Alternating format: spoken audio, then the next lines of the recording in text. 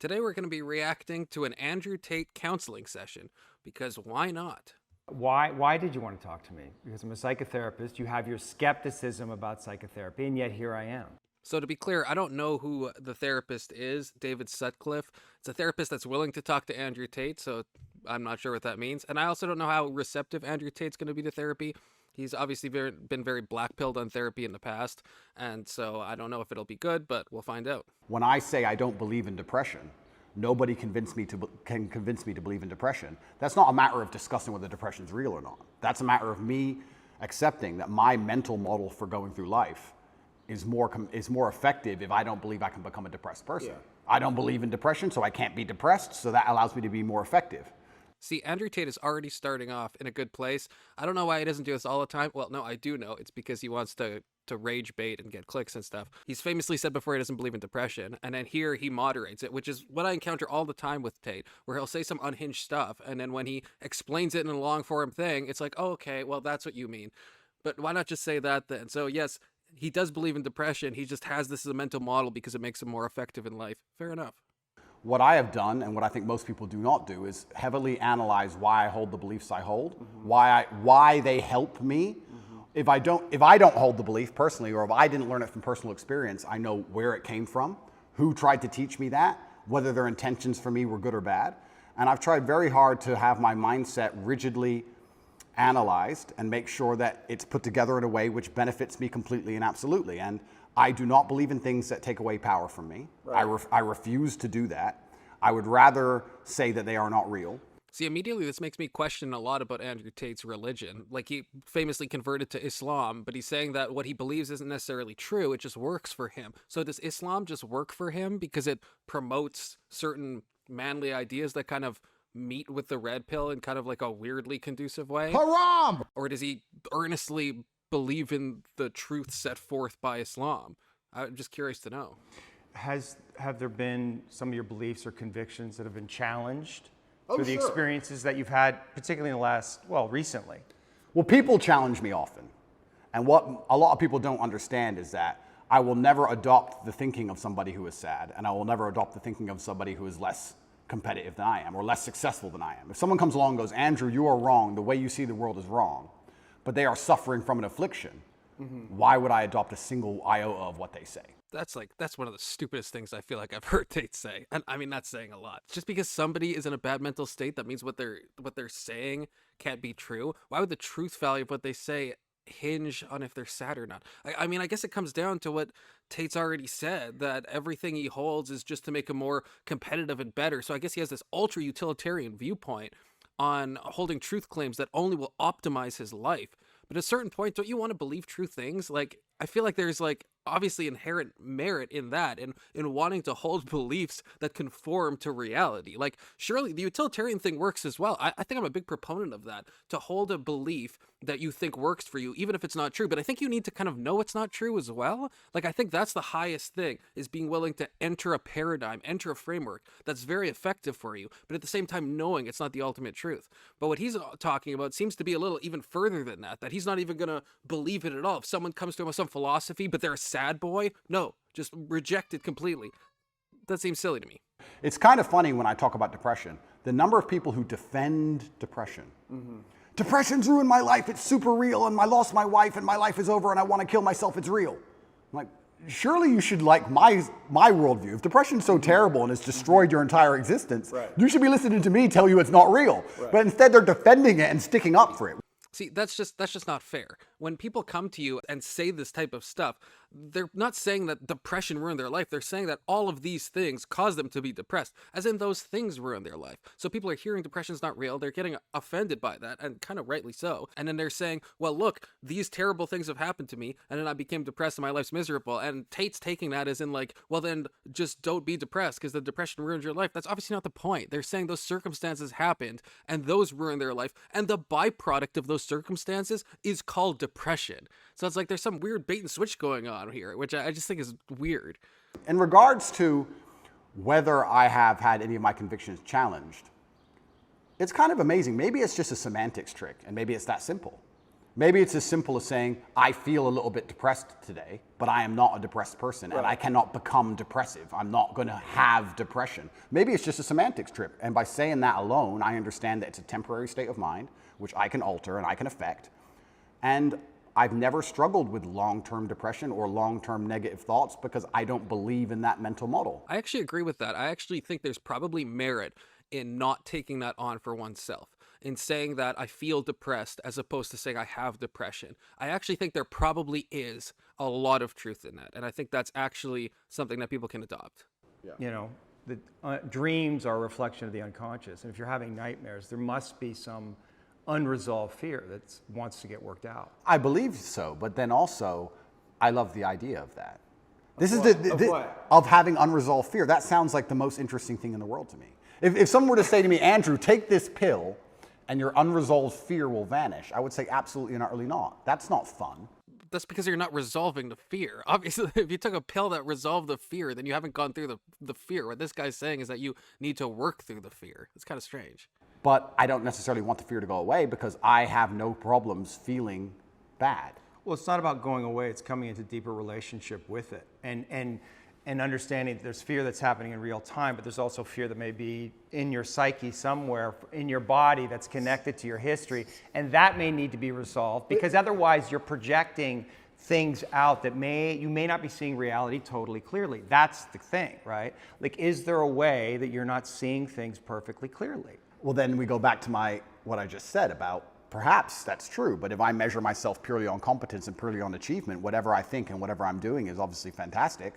So I'm very happy with the mindset I have. And then we go into the argument, which is a level deeper, is am I supposed to be happy? Am I supposed to feel good? No, it's not happy. No, of course, but this is what I don't understand about people, especially men in the world today. Why are they so worried about being afraid? Why are they so worried about, I was afraid every time I fought. Yeah. I fought anyway. Yeah. Like, I don't let fear guide what I'm going to do. I do what I'm supposed to do regardless of how I feel. So I don't see anything wrong with feeling fearful. I don't see anything wrong with feeling stressed or under pressure or anxious. All these things men are trying to get rid of. And I talk about men specifically. I gender this because I'm a man. I don't know how it feels to be a woman. But all these things that people are trying very hard to get rid of from their brains, I don't see why they need to leave. I will argue the point that if I feel anxious and pressured and stressed and fearful, I will get more done than if I was happy. I think if I was happy, I'd just be hedonistic and just wasting my time. I think that you get a whole bunch done with these negative connotations and negative emotions, and I think that life is suffering and pain, and you're here to go through it, and the sooner you get used to the taste, the more successful you're going to be. I have no interest in trying to change the flavor, my friend. The flavor of life is pain, and I will eat all of it. And it doesn't matter if they put me back in jail or not. I'm not sitting there going, how can I be happy in jail? I will sit in jail and say, yes, this sucks. It's supposed to suck. Yes, I'm not enjoying this. Yes, I'm anxious and paranoid. And yes, that guy might stab me. And yes, I can't sleep and I miss my family. And this is what's supposed to happen to me. And this is how I become the best man I can possibly be. And I'm going to succeed regardless. I mean, it just really does seem what the therapist said before, that it sounds like avoidance to me. I mean, the therapist's not even saying that he should be happy. He's just saying that he should work through all of these things. And Andrew Tate goes on this giant diatribe about how he's just going to suck it all up and go through it anyway. That's not the point. The point is to, like, realize what you're reacting to and then go deeper and figure out what's going on. But Andrew Tate, he just has all these, like, weird defense mechanisms to stop that from happening. Even when he was justifying in prison, saying that he didn't have time because he was so busy. Obviously, he had time. I mean, even if he has to spend the phone calls very precisely to, like, delegate tasks, he obviously will have most of his hours just sitting in a jail cell. So I don't know. There is a lot of avoidant behavior here. You're very convincing. You're so good though, right? It's almost like I feel like you can rationalize anything, right? It's almost like a trick. Magic trick? Illusion, Michael. Trick is something a whore does for money. Well, you're really good at talking. You're really smart, and it's almost like any question you can turn and make it work for you, which is great. It's a skill, but there's also a place where there's the potential for self-delusion. Okay, therapist is not playing games here. He is pushing back. He's pushing back a lot, and that's really good to see. Although I am facing very serious charges, and although they are trying to destroy my life, and although I cannot sleep the same, and although they're out to get me, and although I've suffered, part of me is excited. I actually think that is a very good mindset to have. I don't know what the steps are to getting there, because I feel like a lot of shit that happens in life can be like scary and intimidating and stuff and stressful. So, but I do think that like there is merit in trying to enjoy what life throws at you and enjoy that excitement and see it as a journey. I don't know what the roadmap is to get there, but I actually think that probably is a healthy mindset to have. I didn't want this. In fact, I had conversations with Tristan for a long time, and I kept saying Icarus to him. When I would decline certain podcasts, I would decline meeting certain famous people, I would decline talking about politics, I would decline things, and I would keep saying Icarus. And he would say, why are you doing this? And I just reply Icarus. Because I knew if I got too big that they were going to come for me. I knew that. So I tried to balance it, and I felt like I did a pretty good job, but unfortunately I got it a little bit wrong. My fault. I got it wrong. I put myself here. Yeah, Andrew Tate definitely didn't want to become the most Googled man in the world and then brag to everybody that he was the most Googled man in the world. Like, is he really going to pretend that he wasn't? He was trying to get high, but he wasn't trying to fly too close to that sun. It was just, he just got too successful and he couldn't control it. He was just an out of control train. Like, really? I think it would be stupid for me to sit there and go, I should be able to do all of this good and have a fantastic life, and there's going to be no repercussion in any form. I knew this was coming to the point where I literally sat with Tristan about 3 weeks before it happened and said, we're fucked. So why did it happen? It happened because I became monumentally successful and I became monumentally influential. I mean, you're in a therapy session and you're not going to take any accountability. Like, I'm not going to decide on like if Andrew Tate's guilty or not. I'm going to leave that to the courts. But it just seems weird to not act like you had any actual real tangible responsibility in bringing this about. Like, even if Andrew Tate is fully innocent in all of this, just the whole lover boy method, starting a campsite, moving to Romania because the US prosecutes too much, and then ending up in a Romanian jail. Like, how are you not going to claim any responsibility? You're just going to act like, well, I just got too famous and then they came for me. Like, that's just such an extreme lack of accountability. It's like actually shocking. I know I could have sold my soul 1,000 times, and I know I could have avoided this, and I know I could have not said certain things, and I understand all of that. I wasn't looking for a war this large. I wouldn't say I was looking for it, but I wasn't ignorant to the fact that it might happen, and I wasn't afraid. You didn't do anything to avoid it, though. I did a lot to avoid it. You did? Icarus. I must have said it 1,000 times. I could have made it much worse. Yeah. But I was never afraid of it happening. I think there's a difference between knowing something bad might happen and taking the calculated risk and going, this is my journey for truth and this is what I believe is what I should do, and being afraid of something. I don't just want to sit here and like dunk on Tate. Well, I kind of do, but I also don't. But it feels weird to say that this is my journey. This is what I had to do. Again, you had to set up a campsite. You had to put all this weird stuff about like quasi-legal sex trafficking. Well, not sex. I don't want to say sex trafficking. I don't want to load the statement too much. But quasi-legal campsites of lover boy adjacent methods, whatever you want to call it. That really feels. How is he framing this as if this is his like life's purpose and he had to do this? He could say that he had to say what he wanted to say and get this big, but I guess he just thinks that getting this big is the reason that all this happened, which it's like, yeah, that's probably part of the reason, but the charges obviously aren't for being too successful. The charges are for very serious crimes, and I feel like he obviously didn't need to do that. So I don't know how he's framing this as if this is some like grand purpose that he had to accomplish. It just feels strange. I wasn't looking for it, but I was never.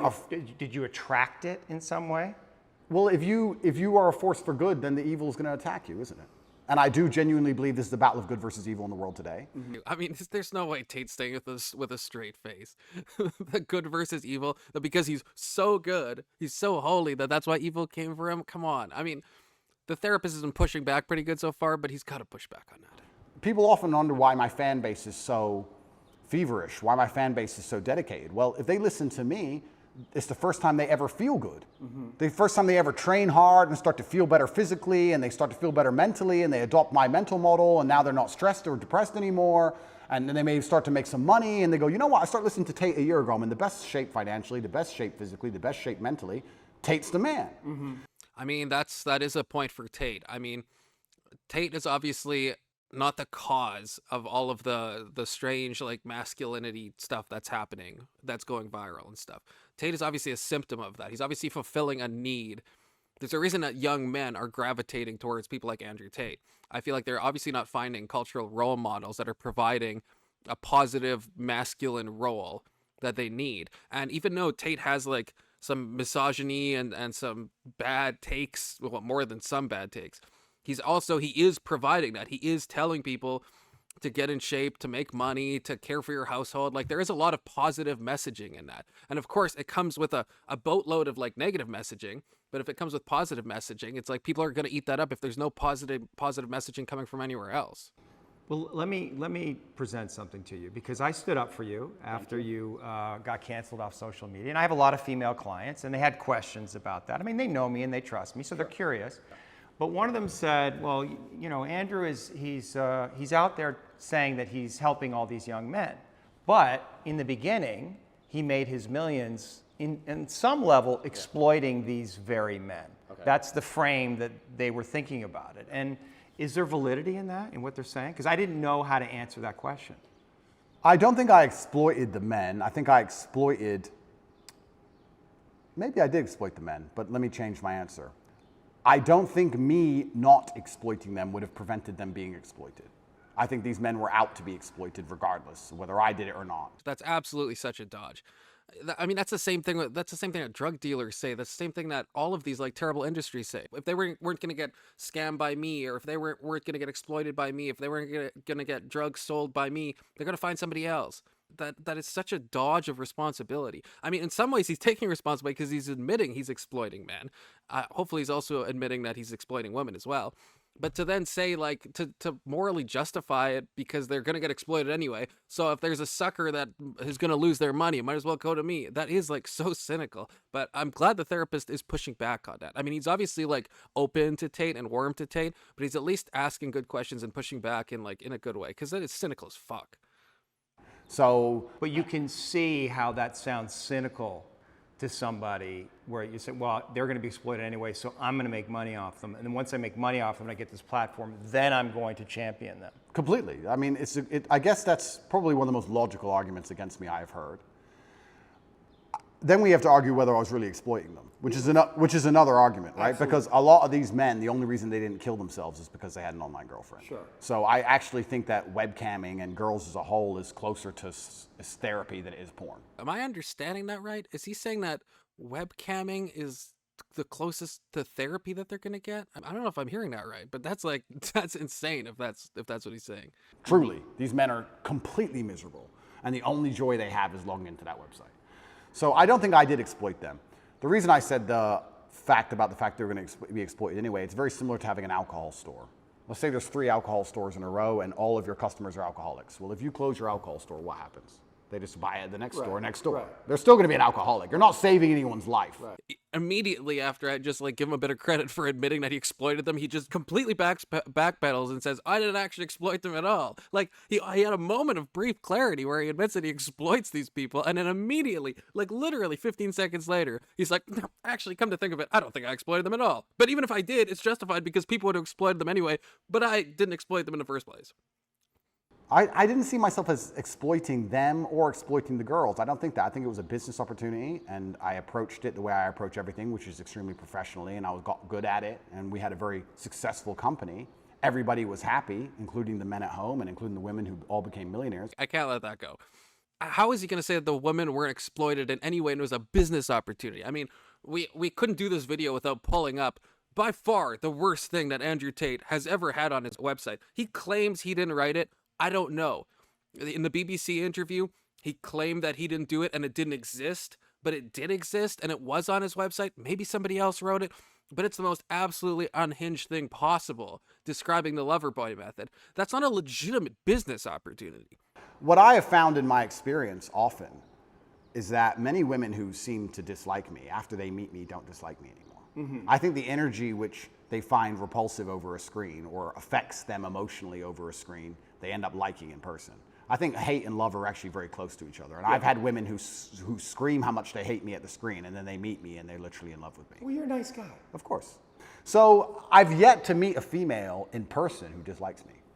Well, that's the thing. That's what I've always said about Andrew Tate. And so I'm not sure if that makes sense or not. Because, yeah, I actually kind of do believe that there's probably a lot of women that think they hate Tate. And I bet if they met Tate and get to know him, they probably would walk away from that conversation having a more pleasant view of him. In the same way that I watch a lot of the short form clips of Andrew Tate, I hear quotes like the one I just read, and I'm like, this guy's a mental case and a danger to society. But then I listen to a long form thing, and he moderates everything, and he nuances everything, and he says it in a certain way, and it's like, yeah. It's like it makes a lot more sense for the most part. And so I don't know, but that doesn't take away, obviously, from what his true feelings are. And I guess that's the question, right? Like, what's the truth? Is the truth him saying the stuff that he says now? Or is the truth the little snapshots that you hear, right? The things that are framed in such a way that they sound very misogynistic. Like when he was on Piers Morgan and he was questioned about that a man owns a woman, right? Very inflammatory phrase. And then he moderates it for the next like 20 minutes, explaining that what he means is that actually he just wants men to protect women, and he wants the women to not walk alone because he wants them to be safe. And of course, if they want to walk alone, they can, but he's going to be there for them. He's going to provide a roof over their head. He's going to provide all this stuff for them. And then it ends up just being this like normal kind of traditional view of like gender roles from like a male point of view of wanting to like protect a woman, which like sounds all of a sudden defensible. But what's the truth? Is he just not wanting to seem bad, and so he's manipulating these interviewers to make it seem like, oh no, actually it's not misogyny at all, it's actually just me wanting to be like a good husband or a good partner? I think that there's a lot of people who find me threatening, not because of necessarily what I say, but just how sure I am in my convictions and the way I present myself and in my monumental success. They find that overall threatening. The same way a rabbit will find a tiger threatening. It doesn't know why, it's just like, it just wants to run away from it. So is it incumbent on you then change the way you're delivering the information so more people can hear it? No. No, of course it's not. Of course it's not incumbent on him to change the way that the message is delivered, because it's not an accident how the message is delivered. It's very intentional. It's by design. It's meant to be inflammatory. I mean, that is how Tate has gotten so big. And I mean, it's a genius idea. It is. He says insane things that get clipped and everybody reacts. Everyone makes news articles. Everyone wants to have him on their show to be like, how dare you? Because they want to clip farm and they want to dunk on him in all these ways. And then Tate gets to go on there and say, no. There's a misunderstanding. I didn't actually mean that. I meant this whole, and then moderates it a ton and bullshit. And it kind of makes sense at the end. Whereas if he just said it in a proper way to begin with, no one would pick it up because it would just be like Ben Shapiro level type advice or Jordan Peterson advice. And and that has an audience, but it doesn't have that fever pitch of rage that really gets the internet going. So he's not going to change. I mean, that's literally intentional. It's not that Andrew Tate doesn't know how to communicate effectively. It's that he knows exactly how to communicate, and he's doing it with a intensity that gets people going in such a ferocious way.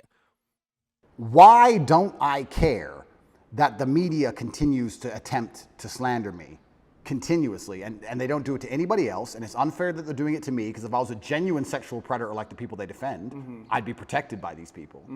We can discuss this, right? Sure. If I was going into girls' toilets, they wouldn't say anything bad about what I was doing. Yeah. So why are they, the fact that it's so unfair and it's so pervasive and it's so aggressive, why doesn't it bother me? Am I ignorant? It doesn't bother you? I don't think it does.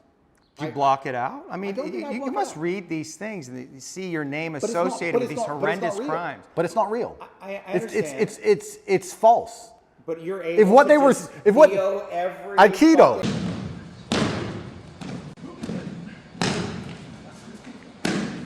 fucking bullet If perfectly? if what they were saying was true, it would bother me. I mean, of course it doesn't hit home because he's not being criticized for true beliefs that he has, at least if my theory is correct. If the truth is actually in the long form and the short form stuff is intentional rage bait, then of course he doesn't get mad when people say the rage bait is bad, because he also agrees the rage bait is bad. So if he's getting criticized as long form comedy, maybe it would feel more like an internal attack and you'd be like, oh, why does everyone think I'm such a misogynist and I'm such a terrible person? But if you're intentionally trying to trigger people by saying these like clickbaity things that you don't actually mean, then of course you're not going to take it to heart when people criticize you, because you yourself don't take it to heart. And maybe my obsession with truth is obsession. I don't know if that's the right word. But because I believe I'm talking the truth, and because I believe the current war we're in is genuinely one of truth against deception and lies. Andrew Tate is really a walking contradiction, because like he cares so much about the truth. He even just said he's obsessed with the truth. But yet he just said before that he doesn't care to hold of you if it's true or not. He just cares if it works for him or not. So do you care about the truth or do you not care about the truth? Do you care about what works or do you care about what's true? Because he himself said those two things are not the same and he only cares about one, not the other. And now he's like a fucking champion warrior for truth. It's like, I don't know. The guy's just like so muddled. And I'm just curious, like, isn't it painful in some way? Like people, because there's a lot of people out there, they don't see you. They don't see your goodness. They only see the dark part of you, or they project their own darkness onto you, or their father's darkness, or Trump, whoever the fuck it is. They project that onto you. In some way, isn't that like? But those people are already paying the price. But those people, but for you, I'm saying for you, your inner It doesn't bother me because those people are already paying the price for their ignorance. Their minds are not free. Anybody who sits and watches the news and believes what the news says about me is the same kind of person who believes everything the news says. Right. And if you have two choices in this world, people are talking about the battle I'm in, and yes, I may be spearheading it, I may be at the front of it, but I believe that this war cannot be avoided. You are either at war against the injustice and against the lies, or you're at war with your own mind when you believe they're garbage. See, I'm honestly divided on that. I don't know what to think because on one hand, it's like I kind of agree because I feel like people do this with a lot of people, like Jordan Peterson, where it's like they'll just read a headline and then they don't look into it any deeper. And my kind of thought on that is just like, yeah, the people they're already down bad because they're not willing to actually like listen to what's being said, and they're just like trusting a quick clip on the news and like listening to someone else talk about Jordan Peterson.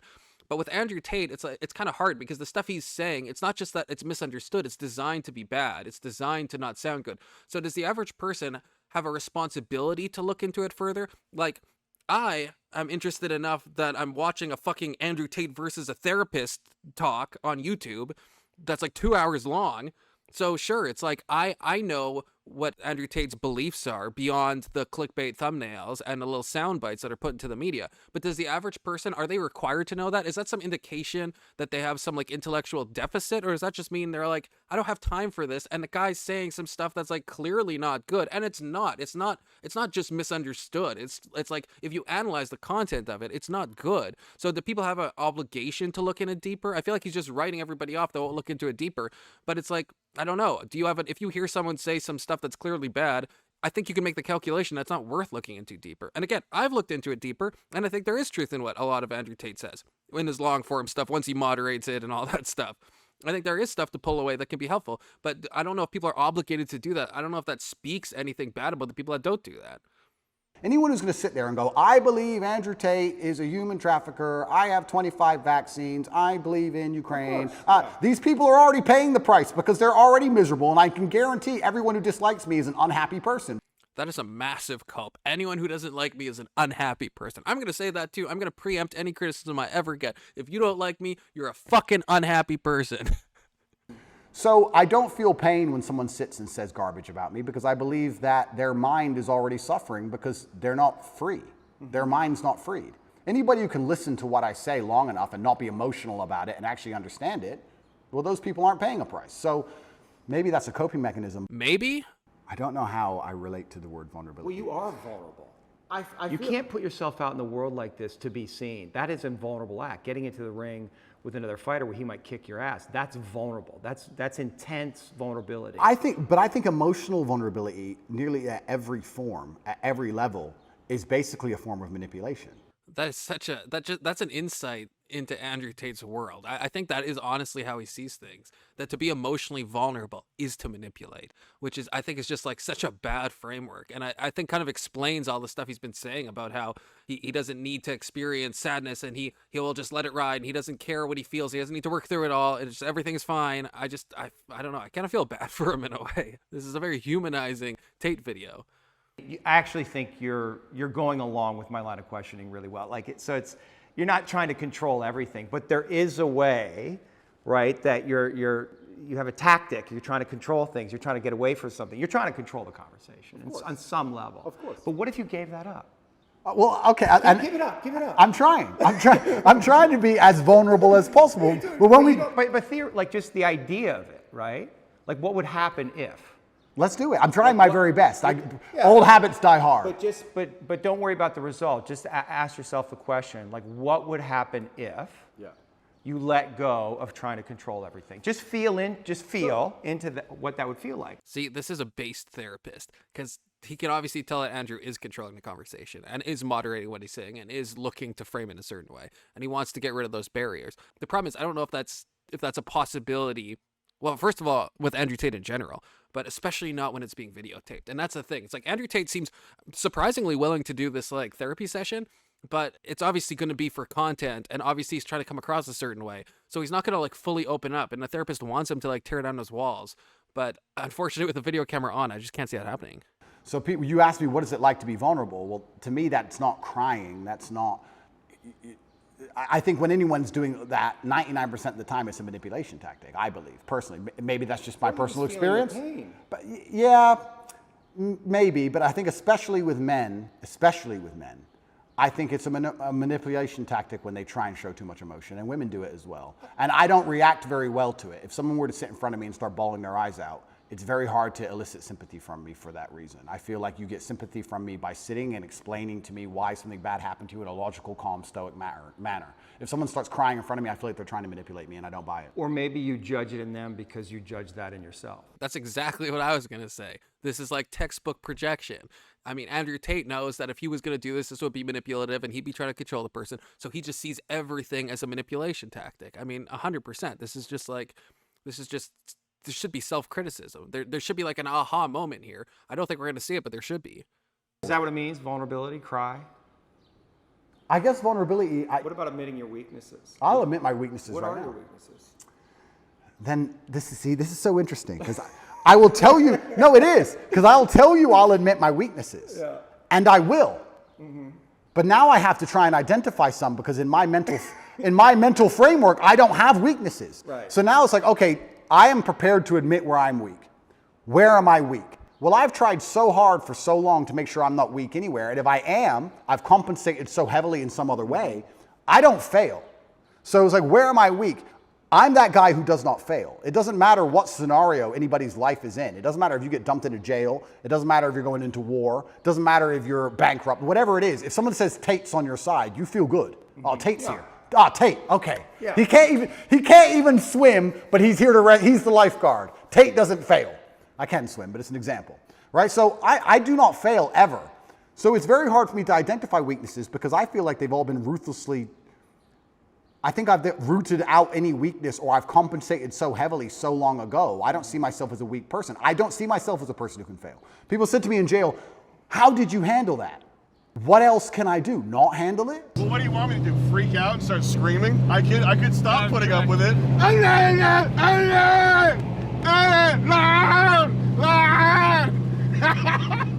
Like you're retarded. What does that look like? We're gonna bang my head on the wall like a dummy? Am I gonna have a breakdown and just be a pile of mush? All you can do is handle it. So you were talking about vulnerability. I'm being as vulnerable as I can, but I can't even honestly sit here and tell you a weakness I have because in my mind I have no weaknesses. How about the weaknesses that you can't admit any weaknesses? I mean, like, how is this not so like transparent to Tate himself? How do you have this much like self-delusion about that? Like, yeah, sure, you're weeding out all weaknesses and stuff like that, but I mean, how does he not watch this back and realize that he just is dodging the whole time and is absolutely petrified to display any sense of vulnerability or show any weakness at all? I mean, like, how does he not see that as like that could possibly be itself a weakness? That's really strange to me. I guess the number one bad or negative thing that people will say about me who know me is they may say I'm very insensitive. I hear that sometimes, usually from women. You're insensitive. I'm insensitive because I think once you become a ruthless problem solver, you come across to a degree as insensitive. We have this big issue and everyone's crying. Okay, stop crying, fix the issue. Right. You have to be insensitive. Okay, what are you crying about?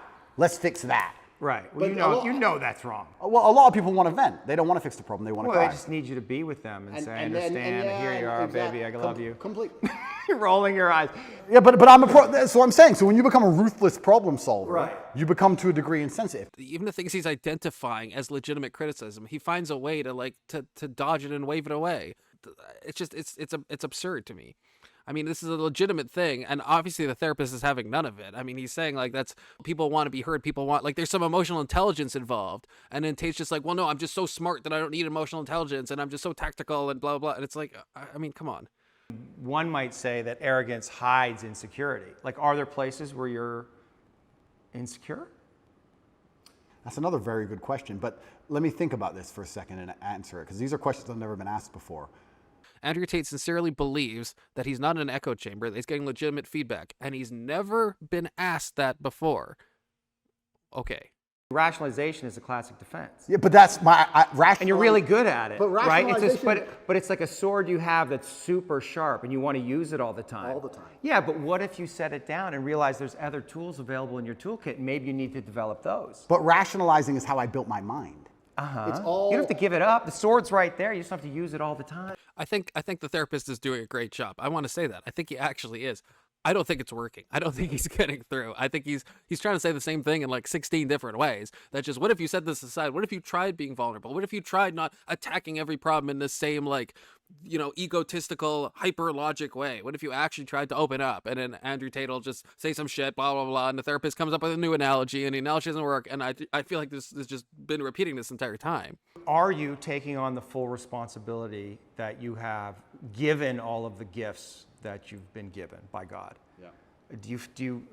Is there any place where you're not taking on responsibility for that? No. I think I take care of absolutely everybody I love in every single way. I think anybody who's ever needed me, I've been there for them if they've deserved it. I think anybody who listens to my message is becoming a better person overall. I genuinely believe I'm fixing and helping society. I don't know what else more I'm supposed to do. I mean, to a degree, I've almost martyred myself. What else more can I do? I mean, this is just such a cope. I mean, how can he not admit that in the same way that he just admitted that a lot of people will look at some of his videos and then not look further and then just like accuse him of misogyny? How can that same process also not happen to the guys that he's trying to assist? Surely there's a bunch of guys that are not digging into the nuance and trying to like pull pearls out of the shit that is Andrew Tate advice. Like, the pearls are there, but surely not everybody has the competence nor the time nor the dedication to actually do that. So I don't know. He thinks that there's no one that could possibly be like hurt or impeded in any way by his messaging, but I don't see how that's not true. He acknowledges that not everybody looks deep into stuff that he says.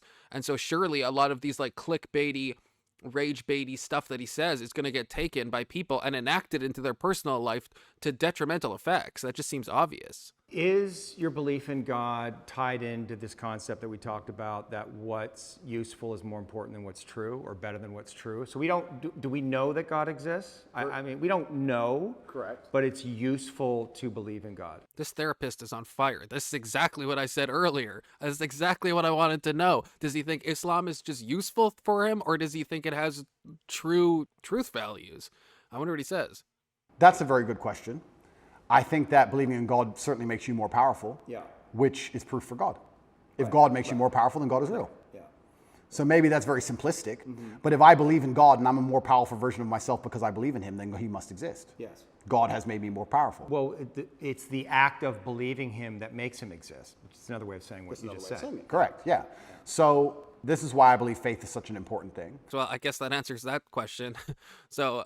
Well, it doesn't. First of all, I think that's like absolutely theologically and philosophical nonsense. But I guess I don't know then. I guess, does he actually believe in the truth values of Islam? I guess I'm still left with a question mark on that one.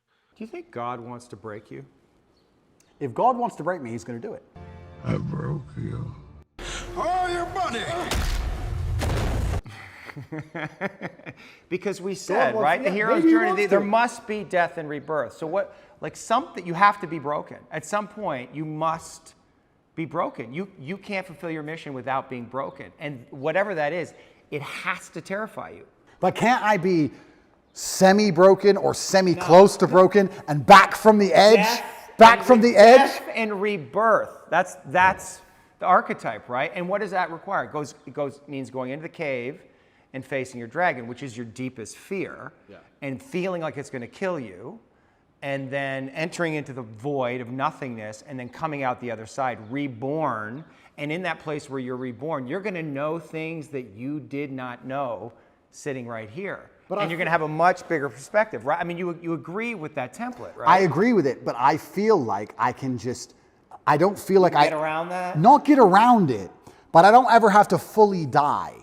I mean, that's the thing. He doesn't agree with that. I mean, he said earlier that he could go to solitary confinement for 20 years and he'd come out and he would not be broken. I mean, so he definitely has an aversion to getting to that rebirth spot. He does not want to enter the abyss. And I think that's kind of what the therapist is repeatedly asking him, is to show that vulnerable side, is to admit that maybe something could happen. But Tate's having none of it. And I mean, he's weaseling out of it even here. I mean, the therapist knows it, Tate knows it, but I don't think anything's going to get resolved. Do you struggle between, I mean, your will is very strong. Yeah. And I can feel the place where you like to impose your will in the world. Yeah. So your will versus God's will. Well, he'll win. Are you in a fight with God on some level, like not literally, but unconsciously, between His will and your will? No, I think I am doing His will. I think I am doing His will, which is what it takes to be truly successful in the world. That just seems like some insane religious arrogance. I mean, Andrew Tate has been like super religious for like all of like 3 minutes, and his will has already fully conformed to the will of the divine.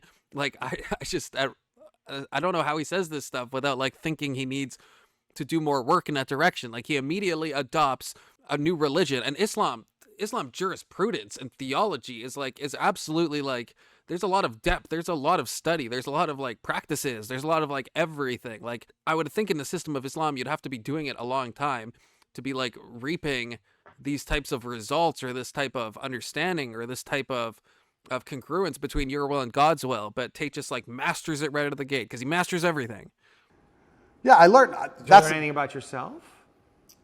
This is again New information. That's all. I mean, you must have, right? I mean, you had a new experience, so there must be new information. I mean, you got tested, right? You're in jail, for fuck's sakes. Like something must have popped into your mind. There must have been some revelation, some edge that you came to. It had to be, no? I'm exactly who I thought I was. Look, if you go to a Romanian jail for 93 days and you don't learn anything about yourself, how can you say that time was well spent? Like, that's insane.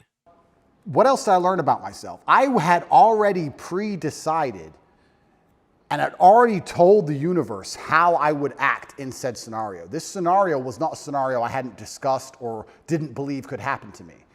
That's not the kind of self-knowledge that the therapist is talking about. I don't know how he's not getting like triggered to kingdom come in this. Like he's not talking about the self-knowledge of just, knowing what I would do and I would do it, blah, blah, blah. Like he's constantly fishing for something deeper. Obviously there's more that you should be able to learn about yourself. I feel like if we're going to have any type of religion or any type of like spiritual process, it should involve self-knowledge. And if the self is God, that self-knowledge should be infinite. So if at any point you're like, I can't learn anything more about myself, I learned it all, you're fucking up. You're doing something wrong. I feel like, and the therapist knows this. I think he's like trying to like soft pedal it, but he's providing good pushback, but he obviously knows this, and I don't see how that's going to get communicated to Tate. I really don't. Something happened. Oh, completely. Right, because you're having nightmares now. So something is going on that you don't like Understand. That's all I'm getting at. That's completely true. I performed exactly how I needed to perform and how I knew I would perform. So when I talk about being top G and mental control and depression is not real, everything I say is true. I performed exactly as I could. And I should. There is a side effect, which happens to be these nightmares. But my attitude towards the nightmares is, yes, thank you.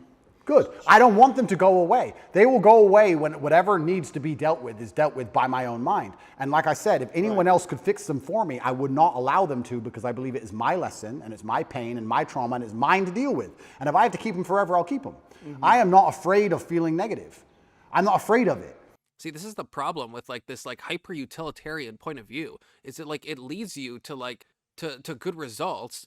I mean, and that's what it should do. It's utilitarianism. But then you miss like 99% of everything else. Like Andrew Tate is hyper focused on how he's acting and what he's going to do and how to best optimize things. But that's not what the therapist is like fishing for here. The therapist is wanting to talk about deeper things of self-knowledge and deeper things about realizations. And Tate just draws it back to like, well, I did what I have to do and I'm going to keep doing what I have to do and I'm going to deal with it in any way I can deal with it and I'm going to blah, blah, blah. And it's like, I don't know. He's completely missing the forest for the trees here.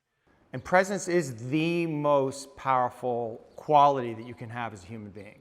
And if you are not in touch with your feelings, if you disown them or you rationalize them in some way, you're not fully present. Completely agree. Right? So the reason we want to connect with the places we have fear or pain or sadness, right, or anger, whatever it is, it's not to feel it and let ourselves be a slave to it. It's just to let it come into our conscious awareness to know what it is. There's information there. It's data. right? And if we can be present with all that we feel, right, we're much more powerful beings. Now, it's super interesting you said that because you're right. Because I wouldn't consider myself a present person. I am always thinking about what must be done. I'm thinking about Interesting. Always. That you would confess that. I'll You're confess. not a present person. No, I'm not present. If I'm present in the moment, I'm either on my computer talking to someone else millions of miles away or dealing with something else, or I'm doing this podcasting about how I have to spar afterwards, and then I've got a friend coming at 8:15 tonight. I have to see. I'm not present because things must be done, and they must be organized. I am not competitive if I'm present. I need to do things. Now, I'll agree with you. You're right. I'm very rarely present. But here's my frame for presence, right? The reason I'm not all the way present, which is all the way here, is because there's something here that I don't want to feel. See here, now Andrew Tate's just justifying not being in the present moment. This is such an unhealthy mindset, and Andrew Tate thinks it's like the most healthy mindset in the world, to not feel things and to never be in the present moment, and he justifies it by things must be done and I must do things, and he's completely missing out on actually the value, which he even agreed is like the highest value. So I don't know why he's agreeing to that and then admitting he's not doing it at all and then somehow justifying it. The whole thing's just like a walking contradiction. I have sacrificed the idea of feeling presence and feeling happy in the moment for, let's say, absolute capability and legacy. So he's sacrificed what he admitted is the most important thing for something else. If you're sacrificing what you just admitted is the most important thing about the human experience for something that's by definition then not the most important thing, then you done goofed. Would you agree that being more present would give you more power? In certain scenarios. Well, look, I think that might be the reason I love fighting so much, because that's the only time I feel present. Right. Because I have to be right there, because one, I'm in pain, and two, if I'm not, I'm gonna be asleep. Are you not present right now? I am. Are you present with me? I'm paying attention. My brain's on. I'm paying attention. Let your brain go and see what happens. I Just be am. here with me and don't stop thinking. Stop thinking. I can't stop thinking. Stop thinking. I You can't stop thinking. If you can't stop thinking, you don't have control over your mind. All right, cool. So I stopped thinking, but And just be in the place where there's no thinking. Sure. And just feel yourself, who you are, and see what happens. God, this therapist is good. This is good stuff. I don't think it's hitting home. So again, I don't know if this is a good therapy session, but I wish I had a therapist like that. I feel like this therapist is honed in, and he's even framing everything in terms that Andrew can accept. Like he's saying, well, why don't you be more present? Because then you can be more powerful. Because he knows Andrew Tate is just like, I want to be the most powerful man ever, and I am the most powerful man, and I have ultimate control over my mind. And the therapist is like, well, if you have ultimate control over your mind, you could stop thinking. So he's doing a great job of like framing it in a language that Andrew Tate understands. This is a really good kind of crash course in therapy, I think. generally in life, I wouldn't consider myself a present person. I'm not the person who is enjoying the moment. But I am now because I'm focused. But now I'm focused. But do you see the difference in the quality of the interaction we just had? But what's it? Okay, let me ask Do you you a question. see the difference, though? I do. Yeah. And how did that feel? It felt fine. But what's the difference? Fine. What's the difference? But what's the difference? But weren't we more connected in some way? Isn't there more possibility to get to something deeper or something more truthful there when your mind is not constantly running? But I haven't lied to you. I'm not saying you've lied to me. Yeah. I'm not saying you've lied to me. I just said there's other levels, there's other layers.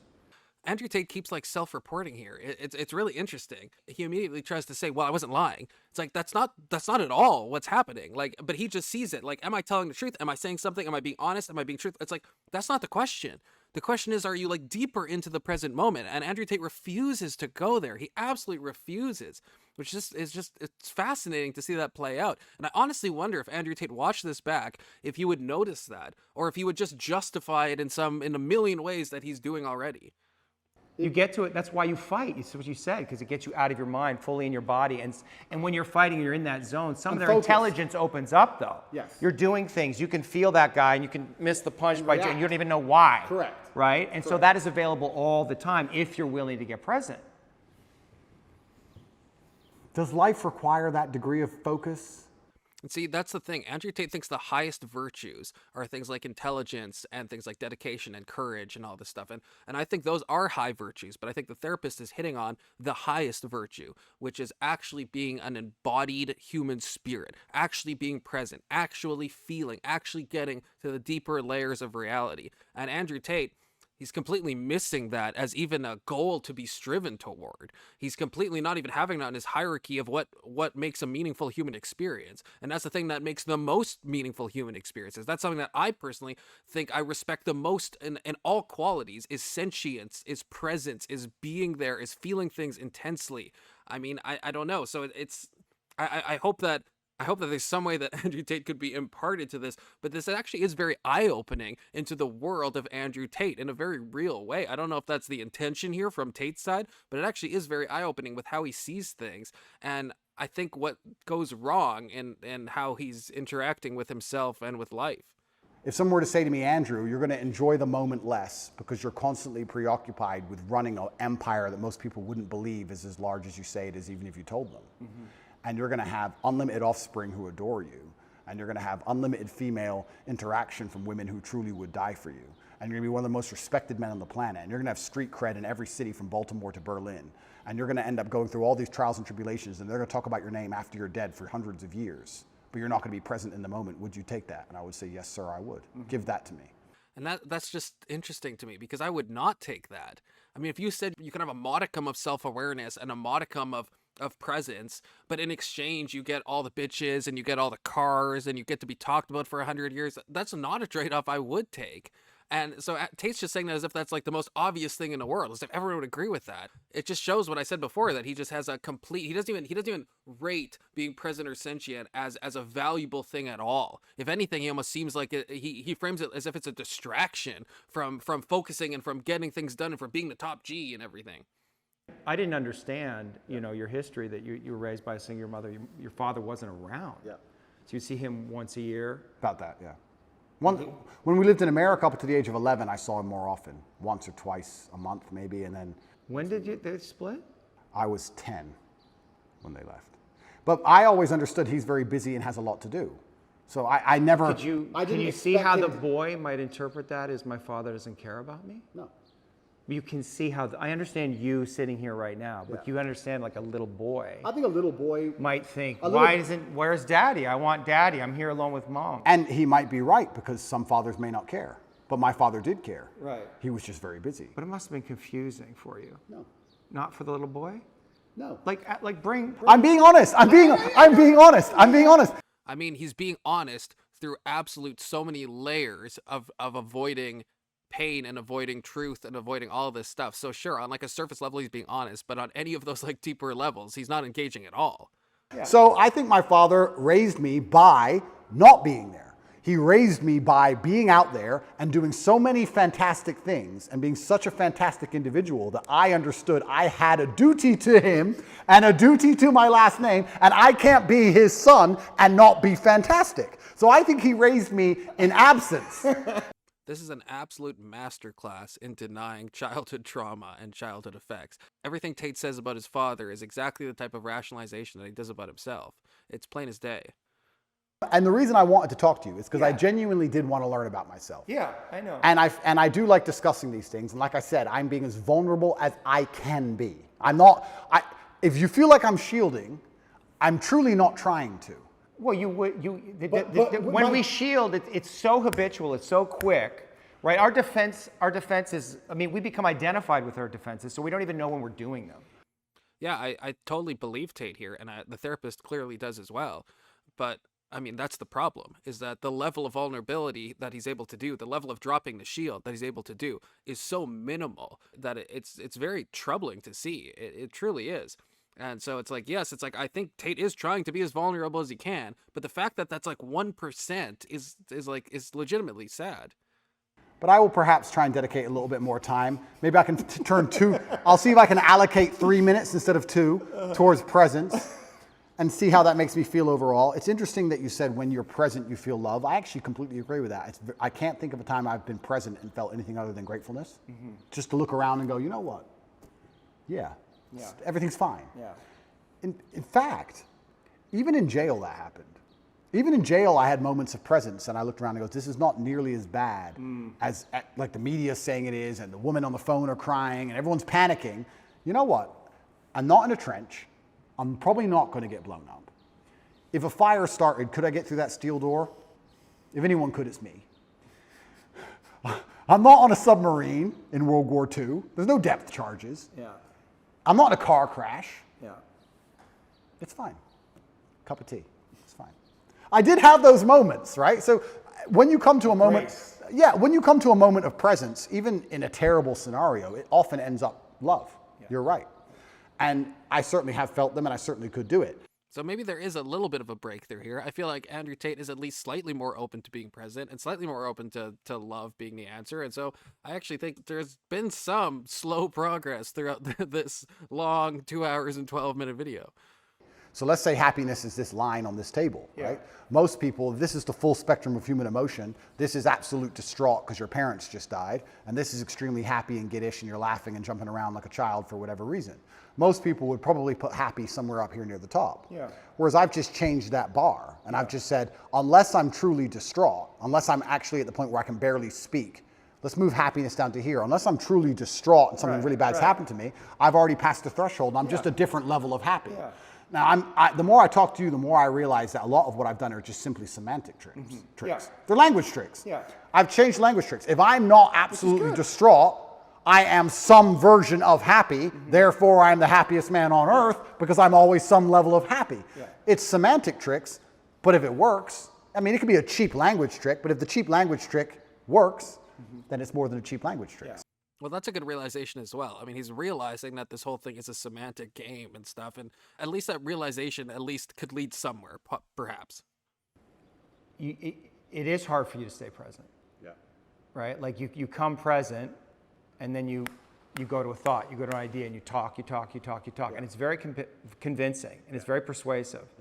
And you're asserting your worldview, your frame of reality, which, but like sometimes like I lose you there. Like I'm like, where are you? Like there's words, but I can't feel you entirely. I understand. You know what I mean? And I want to like feel you more. I understand. You know what I mean? I understand, but I don't think. But just stay with that. Just stay in that. Like don't let your mind go. Just stay in the feeling. Yeah, don't go off with a thought. So what am I feeling right now? But just stay with me. Okay. Just stay with me and be present in the experience with no words and see what happens. Sure. Like something will change in how we relate to each other. Something will soften. Like if you let yourself soften and just be with me. Right? Which is kind of a weird experience for two men to have. Right? But it's actually what children long for with their father. It's actually what we long for is deeper levels of connection. Yes. You just let yourself be here with me and just see what happens. But then what are we going to talk about? We don't have to talk about anything. Doesn't it feel good to feel another man? Like just to feel the strength, like without the words, without that layer of thought and dialogue and discussion? Come back. I'm thinking. Come back. But Don't think. But I have to. You don't have to. Just be here. This is the place you get to when you're fighting. It feels good. It's true, but Doesn't it feel good? Yes, but there's an action involved. Like I can feel everything about the person I'm fighting, whether it's good or bad, and I can feel if I've hurt them or not. Feel me. I don't get to punch you, my friend. It's been good fun, and I feel like I've learned some things, and I feel like we need to do it again. Absolutely. Yeah, that was fun. I appreciate you, man. Thank you, bro. Yeah. Thank you. That was like an unironically like kind of powerful moment at the end there. That was a wild ride. I mean, therapist, great. I'm in love with this guy. This guy's amazing. Andrew Tate, I mean, as per usual, there's a whole lot of cope, but there's like some good stuff too. There's some good pearls of wisdom. There's some interesting stuff. Also, this has just been an insanely kind of incisive on how Andrew Tate thinks and feels and sees the world. I mean, more than almost anything I've seen of Tate. I don't know if he was trying to reveal all of that, but he did.